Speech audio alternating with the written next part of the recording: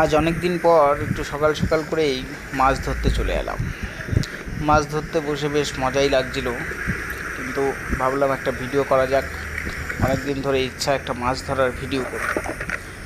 তো বড়শিতে খাবার গেঁথে ছুঁড়ে মারলাম, দেখি কত দূর কী হয়। বসে আছি, এমনি করে টুক করে বেশ টানাটানি শুরু করেছে মাছে। তাতে বেশ মজাই অনুভূতি নিচ্ছিলাম যে মাছগুলো এক হাত দিয়ে টানছিল যে। করাও বড় মুশকিল হয়ে পড়ছে। এই একটা মাছ ধরা পড়েছে, কিন্তু ছোট, কিন্তু এক হাত দিয়ে করা করছি যাবে বলে খুব অস্বস্তি বোধ হচ্ছিল, পারছিলাম ছুঁড়ে না যেতে ঠিকঠাক পারে বলে মাছটাকে আশাও তুলতে। করা যায়। এর আগে একবার তুলতে গিয়ে পালিয়ে গেছে, ভিডিও করছিলাম, মাছটা পালিয়ে গেছে, দেখাতে পারিনি। তাই ভাবলাম এবার ঠিক দেখাবো। টুকটুক করে উঠছে, হ্যাঁ মাছটা উঠবে, এবার কোনো অসুবিধা নেই। হ্যাঁ উঠে গেছে, কিন্তু ছোট একটা পানকৌড় মাছ। আরে বাবা, তাই তো, পানকৌড় উঠে গেছে একটা।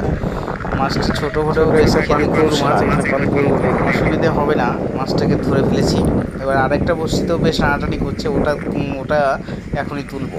ওটা তুললেই দেখতে হবে, ওটাতেও একটা মাছ অবশ্যই উঠেছে। এটাকে কোনো মতে ছাড়িয়ে রাখতে পারছি না, ওটাকে টানছে আমার ভাই। টানতে থাক, দেখি। হ্যাঁ উঠে গেছে, ধরে ফেললাম, এই দেখো উঠে গেছে। কিন্তু আরেকটা টানার বড়শিতে ভিডিওটা মাছ উঠে তোমাদের গেছে। দেখাতে পারলাম টানার না ভিডিওটা বন্ধুরা, কি তোমাদের করা যাবে। দেখাতে পারলাম না, কারণ এই পানকৌড়টাকে ডাকটা দেখাতে ডাকটা হতো।